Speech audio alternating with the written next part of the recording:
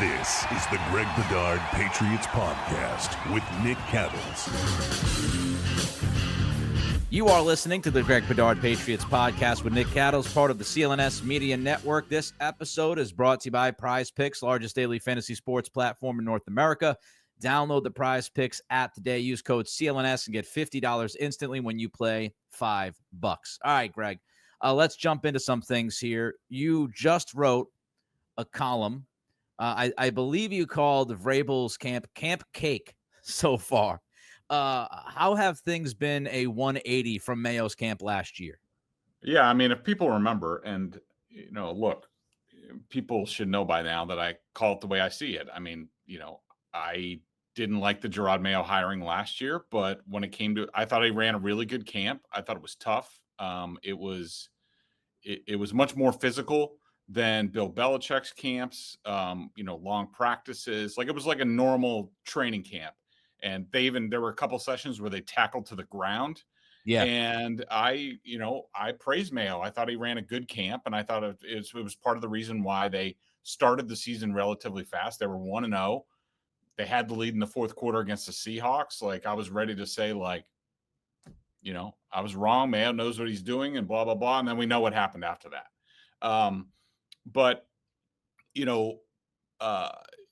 Vrabel's camp, I mean, look, the jumping off point was it was a walkthrough today.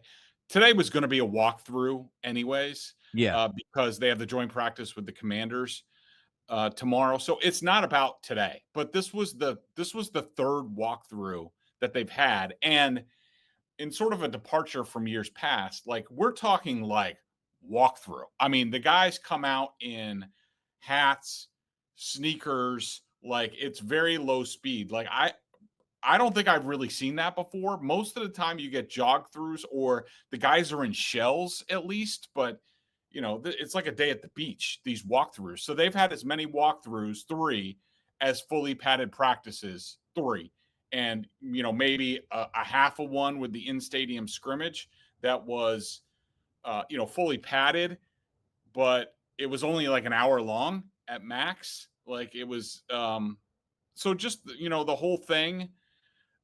Vrabel obviously has a reason for what he does. He has a reason for for everything that he does. And I'm sure it's thought out and definitely has his reasons. But, between, the walkthroughs, the days that they could do more, that they're not doing more, veteran days off, Morgan Moses and Carlton Davis on, whatever plan they're on, the lack of contact, like, forget like tackling to the ground, or, Nick, people probably hear this term. It's called like thudding. And that's what they do in these practices. That's what every NFL team does. You'll occasionally get one practice or a couple sessions where they're like, this is live, tackle to the ground, get the guys ready. But most of the practices are thudding. And what that is they're in full pads. You meet the guy in the hole. You make a good pop initially, a thud. And normally it stops the receiver or runner in their tracks, but you just don't go to the ground. The Patriots don't even thud. It's really sort of like two-hand touch. I think I can recall 3, maybe 4 thuds, pops, where the crowd at Gillette Stadium, like, reacted, like, ooh, like, or everybody kind of reacted to it. That's happened like 3 times.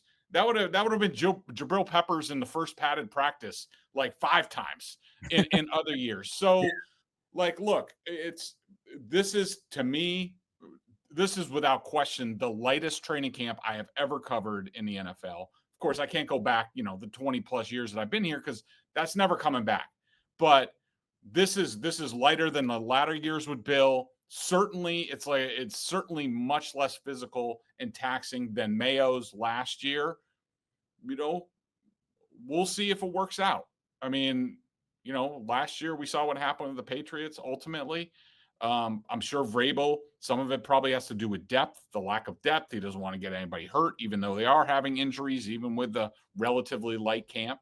But it just makes you think. And, basically my column was about, like, I hope he's right, because what I was surprised to learn Vrabel's Tennessee teams actually don't start that fast. And Yeah. it was a criticism. He ran the same practices in Tennessee. It was a criticism up there. And so we'll see. Yeah, I mean, it sounds like you feel like it's been too easy of a camp. But again, you leave it open-ended because if it works, if they get off to a hot start, nobody's going to care how they handle July and August. If they get off to a great start, it is what it is. I want to get to some of the possible reasons in a little bit, but do you think it's actually? Let me first ask you this. You mentioned the starts in Tennessee for Vrabel. I read your column before sitting down to do this podcast with you. He was 6-6 in Tennessee in those 4 seasons through the 12 games or whatever. So 6-6 to start the season for the Titans. Does that concern you? I mean, you look back and you say, well, that was an issue then. He hasn't necessarily corrected how he approaches it. Or do you just say to yourself, this must be a philosophy and Vrabel must be very principled when it comes to how to running a camp, and he's less worried about maybe a slow start than he is getting through the camp healthy? Yeah. So just to give people the proper context in terms of Vrabel's starts. So he was there 6 seasons. Yep. In 4 of those 6 seasons, they lost the season opener, including his last 3. They lost to the Saints in 2023, 16-15. They lost to the Giants 21-20 in 22. They got shellacked by the Cardinals 38-13 in 2021. They won the next 2, and then his first one they lost. And that number 6-6, that is, just to give proper context, that's the 3 game starts in the 4 seasons when they lost their season opener. All right. So, but in general, Nick, yes, it gives me pause and it makes me question if this is the right thing. Has he learned from that? It doesn't seem like it. I reached out to Paul Kaharski, who sort of does the independent thing, covering the Titans. He's covered them for years, including Vrabel's years. He immediately, because I asked him, I was like, hey, did Mike sort of run like, camps where, they didn't hit and giving guys off? And he's like, oh yeah. He like answered like right away. And it was a big criticism there because of, losing those season openers and getting off to, I wouldn't say slow starts, just not fast starts. And but look, if I went back and I looked and I saw that the Tennessee Titans started great under Vrabel and this is the approach that he took, I'd be like, Vrabel sure as hell knows what he's doing. This is proven. It's worked for him in the past. The opposite is true. So, yeah, it makes me sort of question if this is the right approach. But like you said, if they get off to a fast start, nobody's going to care. If Morgan Moses ends up starting all 17 games at right tackle and Carlton Davis, by some miracle, starts 17 games at left cornerback for the Patriots, and it probably was because of how Vrabel handled them in camp in the preseason and things like that, nobody's going to care, and they're going to celebrate the approach. But I think it's valid to bring up. It's a point of discussion, especially when you consider Vrabel's history in Tennessee. And it's fascinating because part of that history, Greg, that you don't include in your column is that Vrabel, at least for 2 seasons down in Tennessee, he dealt with a bunch of injuries. I mean, to a comical level. And you can almost look at this in 2 ways. You can look at it, say, all right, well, maybe, going through that experience, maybe that made him even more emboldened to say, let's not go too hard in camp because we just went through a couple of seasons where everybody was hurt. And, let's make sure these guys get to week 1 healthy. You could argue, though, well, maybe part of the problem those 2 years that you went through the rash of injuries was because guys weren't particularly ready from a physical standpoint because you didn't go as hard. So it's very interesting to think about some of those injury issues that his Titans teams had with the context of how he runs practice. I've got to ask you, do you think that they'll ramp up at any point and he's just trying to get through the joint practices and going especially soft, easy, whatever we want to say, early on because of that? I don't think so. I was sort of laying out the future schedule, for them and what I anticipate. So you have the padded practice tomorrow. They'll be off. than the game against the Commanders. Who knows who plays? I don't think a lot of people are going to play. Certainly, like these veterans. Like I bet you like Harold Landry, Keon White got held out of the in-stadium scrimmage. Why? He's been out there for everything else. Why wouldn't he practice? I don't think many people are going to play. They'll probably play the rest of the offensive line, because those rookies, Campbell and Wilson, they need as many reps as possible. Work with Drake a little bit. I think they'll practice, but I think the final Foxborough practice is going to be on Sunday. Since that's the first practice after a game, that could be a walkthrough again. I think on Monday they'll have a fully padded practice, and then they'll walk through, travel to Minnesota, and then they'll have one. Normally, because they have two practices with the Vikings, just one with the Commanders. Normally, the way those things go is full pads on the first day, shells on the second day, maybe like a jog through type of thing with the other team. And then, that's possibly it. So no, I don't really think they're going to ramp up. And I'm actually very interested to see how they handle who's participating in these joint practices, especially the veterans, the iffy guys, the preseason, things like that. Like I could see, and in my column, I put something that Kaharski had written in the wake of the blowout loss to the Cardinals. And he was heavily criticizing Vrabel for not having the starting offense together. And they came out and they played awful in the first game, and it had like penalties. So I could see a scenario where we're talking about where Morgan Moses, never plays. Is Steph Diggs going to get any reps in games? Probably, I would say the joint practices he'll definitely take part in. I think we're going to be talking about this stuff. All right. For those listening, we ask that you subscribe to the podcast, leave a review. For those watching the show on CLNS, go ahead and hit that like button and subscribe to the Patriots Press Pass YouTube channel, where you can find our show, a lot of other great Patriots content. Also, please make sure to turn on your notifications so you know when the big boy has a new video for you. They will instantly let you know when that drops. Also, check out Bedard and Giardi over at BSJ, $50 for the year, tag teaming the Patriots coverage, doing a great job as they always do. All right, just a couple of more questions about this practice approach, and then I want to get to some rapid-fire questions heading into this joint practice with Washington. Again, history shows that Vrabel has approached camp like he's approaching it this year. But how much could the free agency play into this? And what I mean by that is, you mentioned, Morgan Moses, 34. Carlton Davis, with his injury history, I believe he's 29. He might be 28, turning 29. Landry, late 20s. Spillane, late 20s. Does that make Vrabel even more steadfast at saying to himself, we're not going to go hard because, A, that's what I do, but especially B, we brought in a lot of important players to lead this team and lead the culture, and all those guys are older, so I don't want to screw around.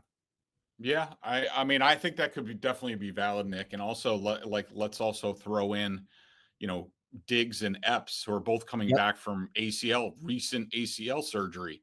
And so, maybe Vrabel just looks at the totality. I mean, they brought in, let's say older guys to, bring up the floor on this team, but a lot of them are very experienced. So I could very much see it that he looks at it and says, I'm more worried about week 17 than I am July and August. That could definitely be the case.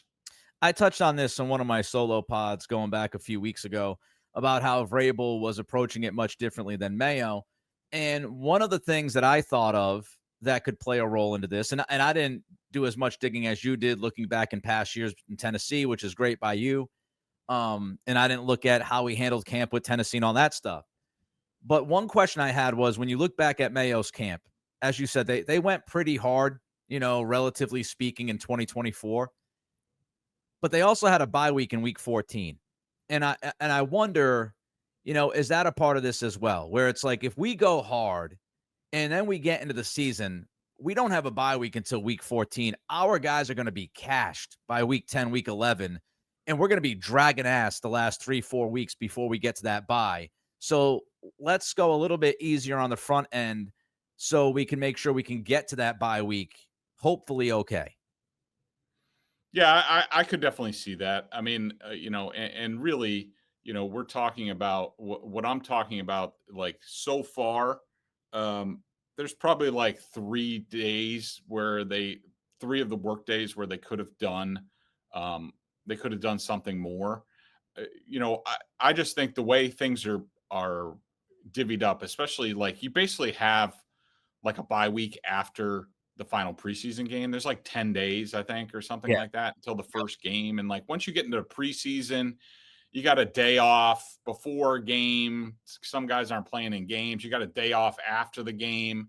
Like I think there's plenty of time to pace it. I just would have I don't see a whole ton of downside on being a little bit more intense in the first, 2 weeks of training camp, but obviously Vrabel thinks otherwise.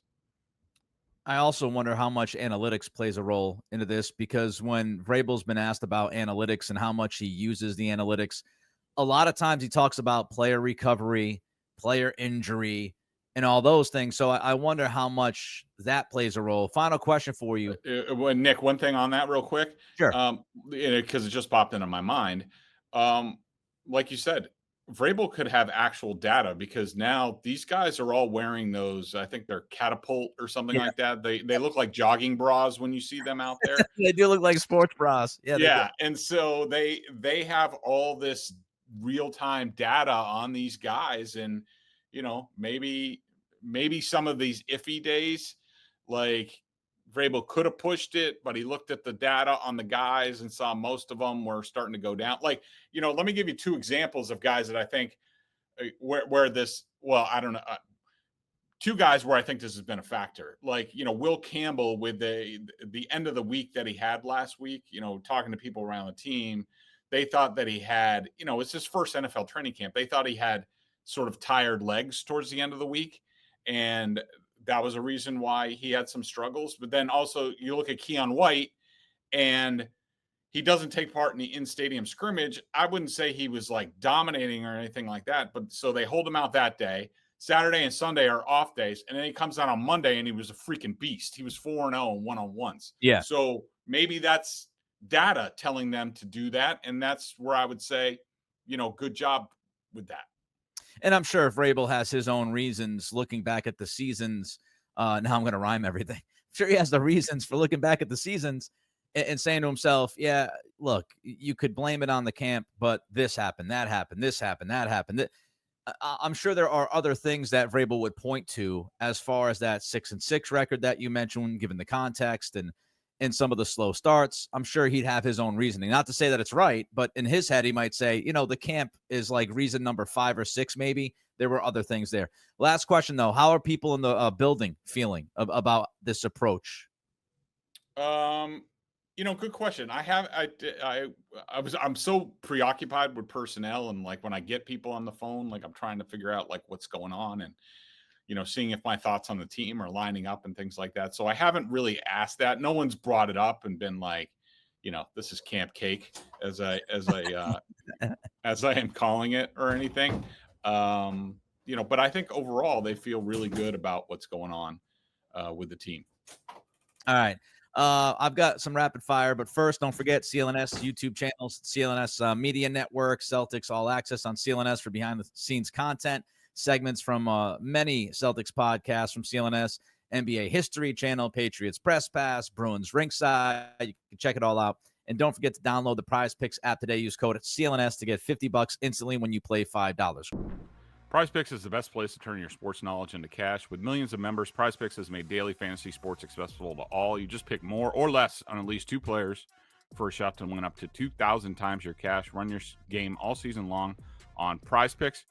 On Prize Picks, you can mix and match player projections from different sports, combine your favorite basketball players with players from baseball, hockey, esports, golf, auto racing, anything you want, you can find it on there. Prize Picks invented the flex play, which means you can still cash out if your lineup isn't perfect. You can double your money even if one of your picks doesn't hit. Prize Picks puts their members first, so all withdrawals are fast, safe, and secure. When my picks hit, I can get my money in as quick as 15 minutes. Prize Picks also offers weekly productions that can lead to big payouts like Taco Tuesday. Each Tuesday, Prize Picks discounts select player projections up to 25% to provide even more value for your lineups. Download your app today and use code CLNS to get $50 instantly after you play your first $5 lineup. Again, that's code CLNS to get $50 instantly after you play your first $5 lineup. Prize Picks, run your game. Greg's going to run in about 10 minutes or so to do Felger and Maz, as I always say. God bless you, sir. Hope you do well. But let's run through some rapid fire quickly. Your offensive line evaluation heading into this joint practice against Washington. I would say when they're all out there and healthy, I'm still on the positive side of things. I know that Will Campbell has had some rough days. Didn't finish the week strong last week, didn't have a great day yesterday. I will say he's doing fine in team, and that's, really, what matters. He is having some issues one-on-one, dealing with speed on the outside. It's really his initial punch that, sometimes he's missing or not getting enough of the player, and that's just going to be trial and error. He's going to learn. I will say this, talking to people around the team, the panic that you hear about Will Campbell and the offensive line and things like that, there's none of that internally. They feel really good about where they are.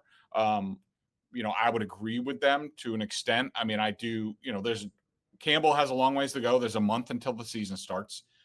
There's plenty of time. I feel really good about Jared Wilson. I think he's been tremendous. Bradbury, we'll see. He's fine in the run game, the pass game. McDaniels is going to have to scheme around that and know the limitations, and he's great at that. Owenu has been really good. Moses has been good for the most part when he's been out there. So, I'm okay with it. I don't have the panic that you hear on Sports Talk Radio. All right, how about the offense overall? I did an episode on Locked On Patriots, that podcast that I do. You can check it out if you'd like. And I talked about TreVeyon Henderson. And a lot of people talked about TreVeyon Henderson being just a huge impact player, especially during Monday's practice. But the offense overall, Greg, I know in the low red zone area, they've had some mighty struggles. The high red zone, they've been a little bit better. But overall, how do you feel about the offense? I think they're making progress. The reaction internally to the in-stadium scrimmage where, certainly Drake May's unit was choppy. And this was my opinion at the time. I couldn't really judge because, Drake May's out there with Mekhi Butler, who's like the last guard on the team. Yeah.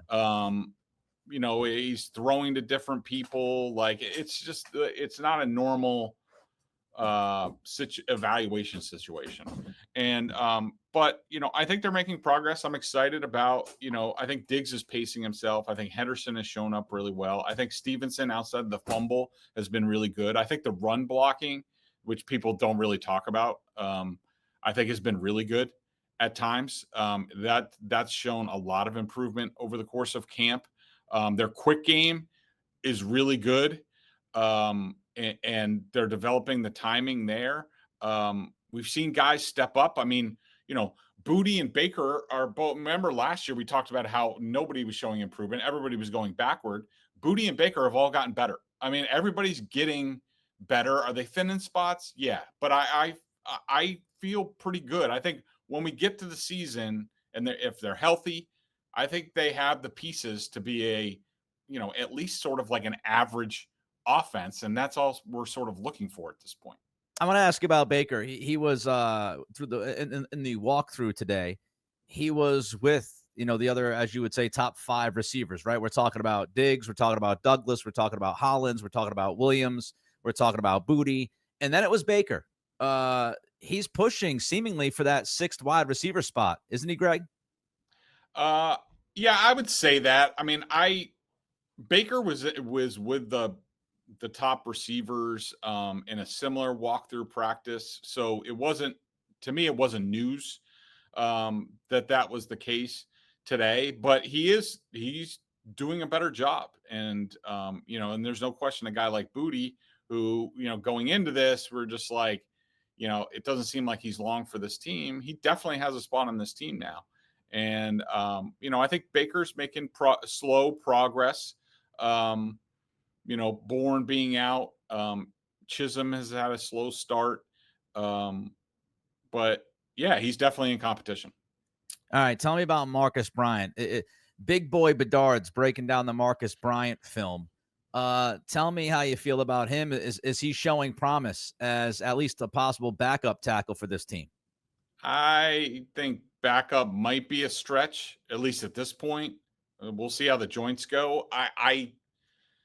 He's fine. He definitely has talent. He has potential. It's unrefined. I wouldn't say that he's a raw, like, total project. But I don't know if I would be comfortable with him as a backup swing tackle. He would be more, I want like a redshirt year for him, be like the inactive guy. I think he's going to make the roster just because he's talented and has potential. But I'm hoping Vidarian Lowe, who just started practicing again, probably another guy who's not going to take part in much coming up. But I hope that Lowe's clearly the next best tackle on this team. But Jacobs hasn't been bad. I just think that Lowe's better. But I guess Bryant has a chance. That would just surprise me, though. All right, we'll end with this one. I want to end with defense. I was reading your 53-man roster projection at some point over the last couple of days, and Kyle Duggar, very interesting to me. You had Duggar out there as a trade candidate.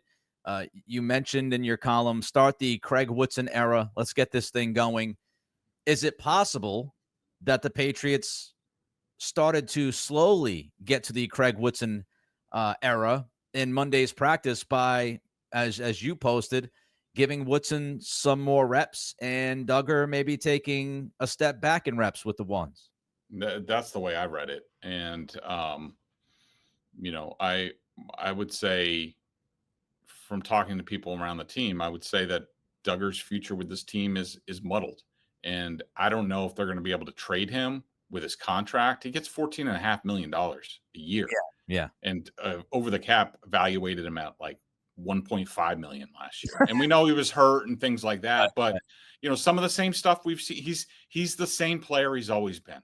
He'll make a couple of splash plays and then, he'll have a momentary lapse of focus and they'll pop him, over the head for a touchdown.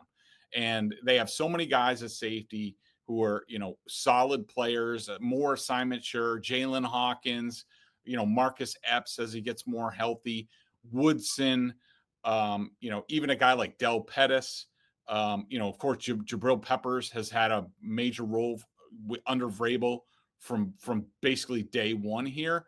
It's just very crowded. And, Duggar's going to have to do some things in these joint practices and in the preseason, I think, to solidify his spot on this team. Interesting. Well, you go on and do God's work with Felger and Maz.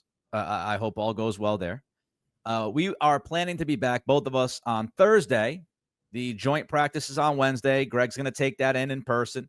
Then we'll be back on Thursday to talk about that. Maybe a little bit of a preview of the preseason game. That should be a really good podcast. You guys are not going to want to miss that one. But until then, we wish all of you well. Bye-bye.